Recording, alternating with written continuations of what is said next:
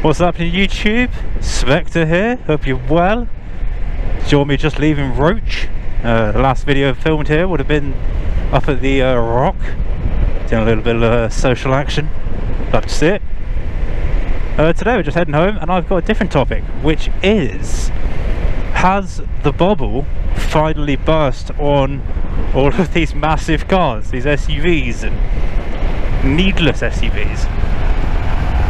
So if you watch the channel, if you're familiar with me on socials and so on, you'll know that I fucking hate SUVs. Or correction, I fucking hate SUVs where there's no reason to have one.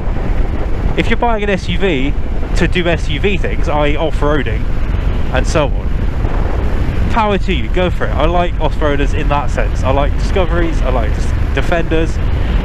I quite like the idea of a big spongy like Vitara or whatever, like just some, like, you know, just sort of floating about the place. I do get the appeal, but when people are buying these SUVs, that's my police thing comes undone. When people buy these SUVs just to use them as family cars, and it's a ridiculous situation. They're bought because they're safer, or perceived to be safer. They're not. If anything, they're actually worse, because yeah, if you have a crash and you're an SUV and the other person's in an MX-5, you'll come off better, sure. But if two SUVs crashed, you're just the same as every other car. And actually in that case, you're probably worse off, because SUVs tend to have really rubbish crash ratings. You look at the end caps and stuff. And it's something that America's getting into in a big way, because obviously all of them drive trucks and they all have their massive trucks. And the amount of kinetic energy in a collision between two vehicles, you've got two vehicles both doing like 60, and then they're a ton and a half each for an ordinary car, versus two cars doing 60 and they're 2.5–3 tons. The combined kinetic force in that impact is so much bigger, and there's physically not enough that people can do to keep the occupants safe at that point. Like, there's so much force going through this vehicle. And then of course if you hit something smaller than you just run straight over it and kill it. And it's a ridiculous catch-22. It's a waste of resources, finite resources, and it's terrible for the environment. It's terrible for being able to try and park on your own street, get down country lanes, like function in the world that we live in, that was not built for these massive cars and cannot be easily rectified to work with them. Oh, that was my turn. So the reason I bring it up is I saw a post recently on LinkedIn, I think it was. It was actually a fairly like professional post. It wasn't just like Twitter, but it was by a group. I put their name on screen. It's a French name, so I've tried to remember it.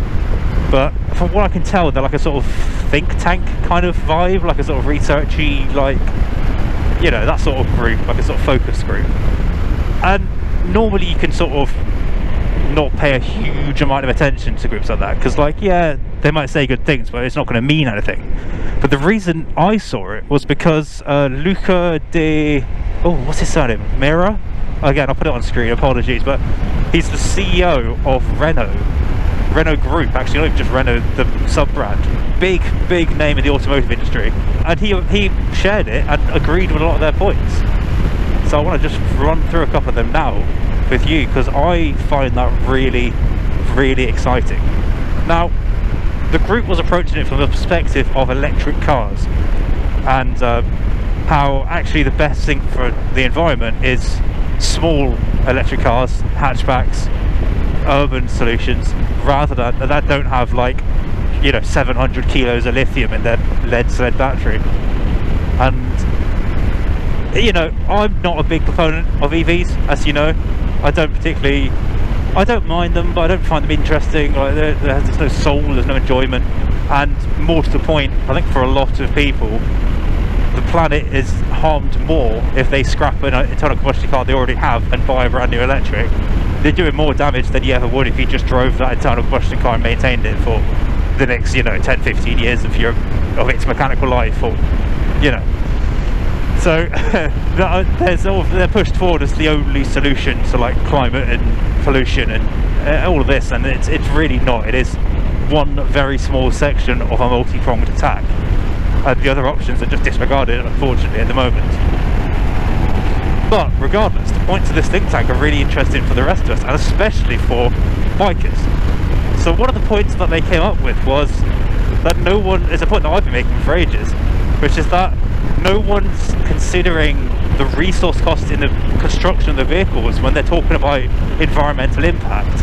And everyone's got this hyper focus on emissions to the detriment of everything else. And like, how can a 3-ton SUV ever claim to be distracted by this view? Look how incredible it is. What? Sorry, boys. My bad.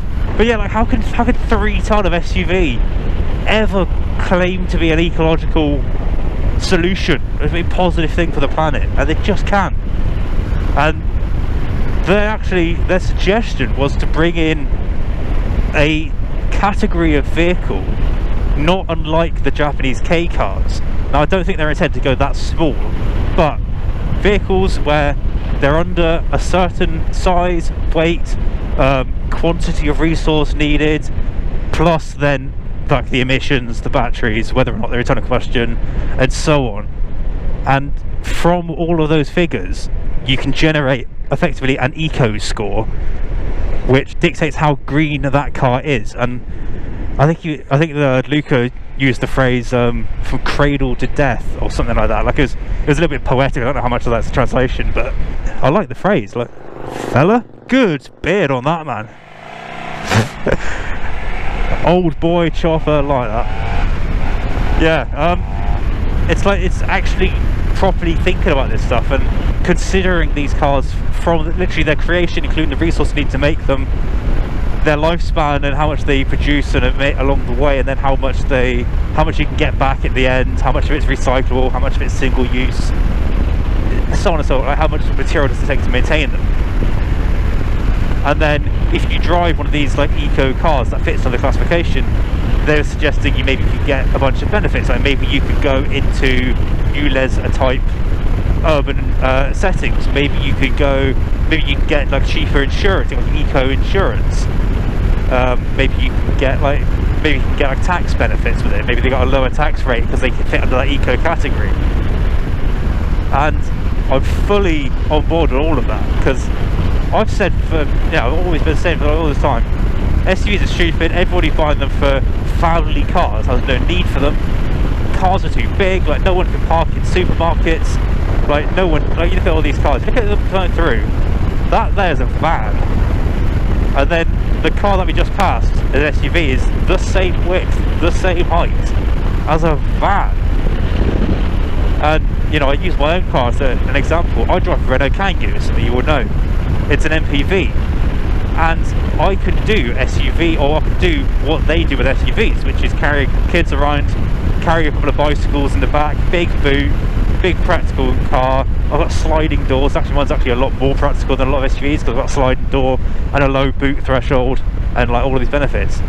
But the difference between my MPV, my 2008 MPV, and something like a 2024, you know, MG E whatever, the difference is my actual footprint is not any bigger than any other car. If you take my Kangoo from 2008 and you compare it to the Renault Megane from 2008, which was the saloon version to give it the full best chance, I've got the same width, almost exactly. You can actually swap panels, I believe. You can like do a front ender swap, and it's not that hard. And it's 1.5 feet shorter in length, overall, like bumper to bumper length. What it means is, like, it's just tall. That's all it is. And like, I have. You're welcome, you fucking penis. Chatting on the phone, innit? Like, oh my god, like. Anyway. Yeah, like, I can get down country lanes, alright. I can get into parking spaces and have space on both sides for people to get out. I can do all of this ordinary car stuff without being a complete pain in everyone's ass. But I can still do all the SUV stuff as well. The only thing I can't do is go off-road. But then nobody's buying SUVs now goes off-road anyway. Like I say, I don't have an issue with off-roaders. I have an issue with people buying them as family cars.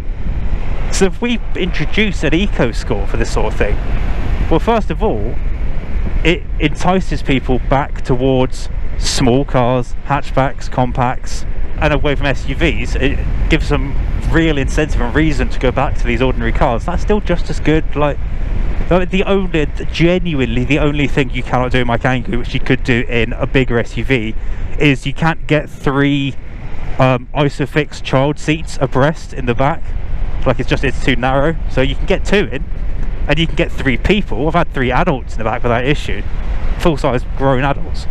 But because those, like, proper, like, not boosty seats, but like the proper, like, infant child seats, because they're so bulky, because they've got so much, like, protection built into them, you struggle to get, you wouldn't get 3 abreast in that. But like, at that point, how many people, genuinely people, have 3 children at the same time who are young enough to need those seats? How many are actually, there's 2 of the seats and then the 3rd kid's aged out of them and doesn't need them? There's a million options around it that don't involve getting an enormous car. So an EcoScore starts to push people back towards it.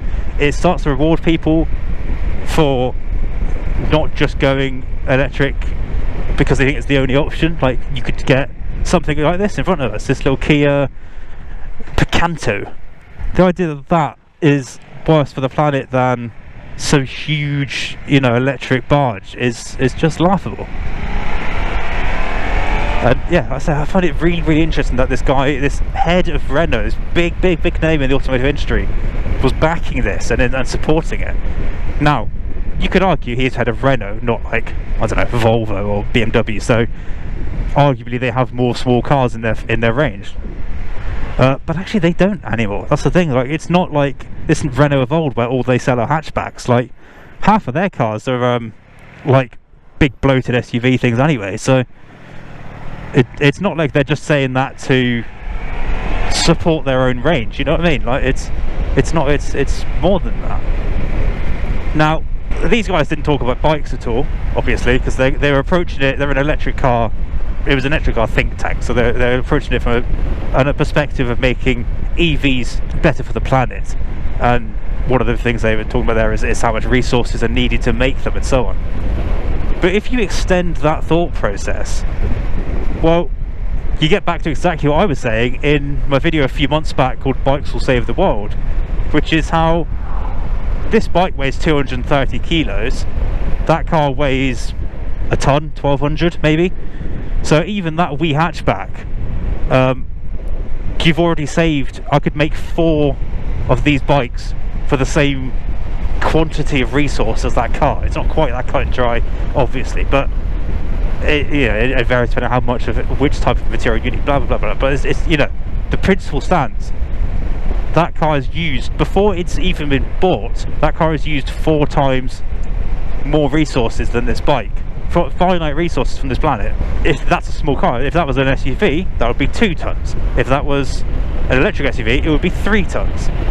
And then you're talking like 12 times more stuff, 12 times more metal and rubber and plastic that's been used. I've always had this idea. The idea of my previous video was that, like, I could ride my bike for the entirety of its mechanical life, and I'll never do as much harm as one of those new electrics has done before it's even been bought. That was one of my principles, and like, worrying so much about the small picture, which is exhaust emissions and localized air quality, ends up killing the planet in a wider sense, from like the planet's air quality and the lack of resources and just everything else. And then, like, but you get these bigger cars, and then that makes more traffic, which then means every other car around them runs in a less efficient manner, and it's just, and so on and so on and so forth. So if there was an eco score enacted for cars, well, the natural extension of that is you go, well, look at bikes, and what will our eco score be? And you've got to argue, no matter how snorty and non-fuel efficient your bike is, it could be an S1000 RR, it could be a Harley, like something inefficient lumpy Harley, it's still so much less resources in its construction. There's so much less in its maintenance. Like, accidents require so much less stuff to fix, even stuff like wear and tear. Like, if you own a car, how many like track rod ends have you had to replace? How many ball joints? How many springs? And there's just less of it on a bike because there's less of a bike. You know what I mean? Like, there's physically less to break, so there's less to replace. If there is such a thing as an eco score, bikes are suddenly going to become the viable pushed option that they should always have been. And suddenly then this whole like bikes get dicked over by ULEZ thing, well, that wouldn't matter as much, because if the bike suddenly got an incredibly good eco score, because you know it might be less of, it might have more pollution per mile, but its lifespan is so much lower, suddenly we could start to actually get places, and we can keep the internal combustion bikes, and we can use that to lobby again to have bikes extended, internal combustion bikes extended past 2030, 2040, whenever you know marker ends up being at this point. And like you know, bikes are what they have always been, which is the solution, or at least a solution, something that is so often forgotten in these conversations and disregarded. And actually, if we were brought back into the fold and back into the conversation, suddenly we can actually make some meaningful changes. It really excited me to see a proper big name in the industry, in the automotive industry, being like vaguely on the same page. I mean, I'd love to sit down and chat with him and have this exact conversation and just to get his perspective on it. But like, surely if that's the thought process applied to cars, we are the extension of that thought process. And then you can start to bring in bikes specifically designed to get people out of cars onto bikes. And that brings me to like, I want to see more covered scooters and covered bikes. Like in this country, the only one we really got officially was the BMW C1, and it sold like shit, so they stopped it. But there's loads of cool options. There's a company called Adiva, A-D-I-V-A, and they've previously been making these scooters under Benelli. They're a Chinese brand, but yeah, they're making them under Benelli for a while, and then they're making them sort of as their own entity now. But they've got this whole range of really nifty scooters, a whole bunch of different like 125, 200, 300 scooters. They've got 3 wheels at the front. They're sort of Piaggio MP3 style leaning scooter, but they've got a full roof. They've got a windscreen up the front, they've got a roof over the top, and then the roof is in 2 sections and it folds away into the top box. So when you don't want a roof, you can fold it back. Like it folds back into the back wall of the top box, just like a convertible car would. And then you've got an perfectly ordinary scooter, just with a sort of a big windscreen and a bit at the back, you know, a raised bit at the back. And it's really cool, and that's exactly the sort of thing we need to get your single occupant commuters, particularly in this country where our climate is ass, out of their cars and into a scooter. You can go, well, look, you're not going to get ass wet in this. You still will get a bit wet. I mean, you can put those little mobility scooter sidecars on, I suppose, but you know, you can go, look, you're not going to get ass wet. You've got heated grips. You can keep your legs dry. You're not going to get your suit messed up. You've got 3 wheels for added front end stability and grip and traction and stopping performance in the wet. You've got a roof over your head to keep you dry. You got all these options, and then you go. Also, your eco score will be enormously good. So you can save money on your insurance and your tax, and you can go through ULEZ, and you can, and then it's going to, because it's a scooter, it's going to be getting like 100, 150 miles per gallon. It starts to erode away the stoppers that prevent people from moving into bikes for practical reasons. Because that's the thing, the way that we need to support bikes, yes, bikes for passion, like me, like you watching, that's important. That's always going to be important. That's always going to be the heart of our community. But the way we get real meaningful numbers is not to overlook or look down on the commuters and people doing it not because they love bikes, but because it's cheaper and it's quicker, and they work in London and they need to get through all the traffic without spending like 3 hours, stuck in queues. Or they live in a working class residential street and they don't have a driveway and they don't have street parking for a car because it's overpopulated, but they do have a garden that they can stick it in, or they do have a front yard that they can stick a bike in and just tuck it away in. You can start to wear down social inequality while helping the environment, while getting more seats on bikes. And then the more bikes there are, the more say we have, the more flex, Magna, Motorcycle Action Group, the more say that they have. It's just like a union. They need, the more people in them, and the bigger our numbers, the bigger percentage of general traffic we have access to, the more influential, excuse me, the more influence we have ahead of all these conversations. And then we start to push legislation to help benefit bikes for a change, instead of being overlooked. Suddenly maybe we will get that national bikes can access all bus lanes thing that was being pushed to all. Was that this year? I know I saw that floating about recently, but like having a universal approach to bus lanes and so on, rather than this kind of wild west of different boroughs and different councils all sort of disagreeing on what the solution should be. So yeah, I just find it really, really exciting. And again, it's not, you're not preventing anyone from doing anything else, you're not banning X or Y, you're not stopping people from being able to buy such and such, you're just incentivizing people to move to smaller cars and then eventually towards bikes. And smaller cars means more space on the streets, it means more space for you to park when you get home, it means more space in the supermarket, it means you don't come back to your car in the supermarket and find 47 door dings because the person next to you was trying to squeeze through a 3-inch gap. You know, everywhere, like bridges, there'll be less potholes because the road will be taking less wear, because a modern electric car weighs 3 tons, and then a light car does less damage to the road, wears through the road less quickly. There's less particulates in the air because electric cars and heavier cars in general produce more brake pad and tyre particulates. Just because they're heavier, they take more inertia to stop. And yes, I know electric cars have regen braking, which reduces the amount of particulates when driving in general, but that's a stupid, I've seen that argument used before. It's a stupid argument because all the time that you'd be using regen braking, you'd be using engine braking in a car, so that's just irrelevant. The amount of time you're actually on the brakes is fairly similar between the two. So yeah, it's not about punishing people or preventing people from making these choices, it's about making them want to make the better choice. And it's about getting away from this idea that big equals better and quantity equals quality, and you get back to clever, intelligent design, good styling, getting people into your car through more creative reasons. Show them what your car can do that the others can't. Not just, oh look how big and shiny it is. Like look how smart your seating solutions are.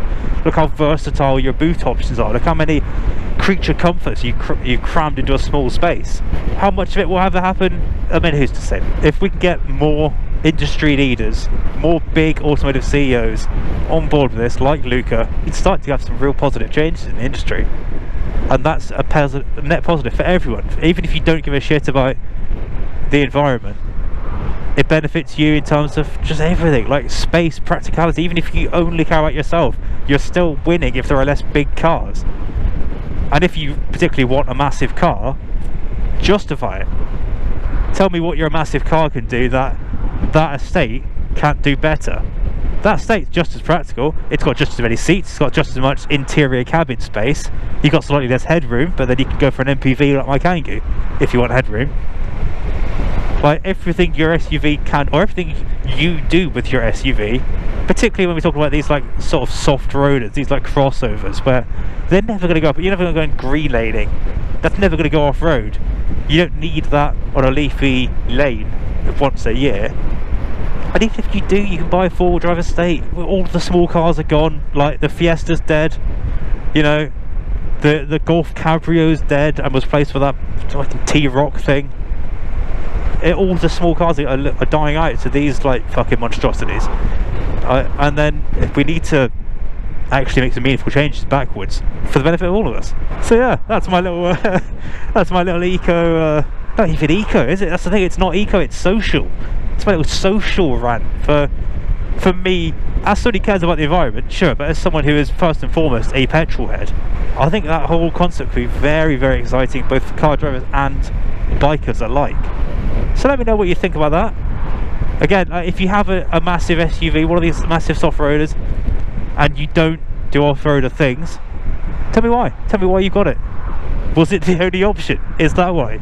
Is it because you went out to buy a car, a brand new car, and that was all you could get? Let me know, and let me know what your thoughts are about this idea of an eco score for a car, and whether or not that would be implemented in the way it should be, so like sensibly and beneficially, or whether or not it's going to make things worse, whether that you think that could extend to bikes. Yeah, let me know. But yeah, till next time, I've been Spectre. Thank you very much for watching. Ride safe if you are, particularly right now where it's quite mushy, and I'll catch you all in the next video. Peace.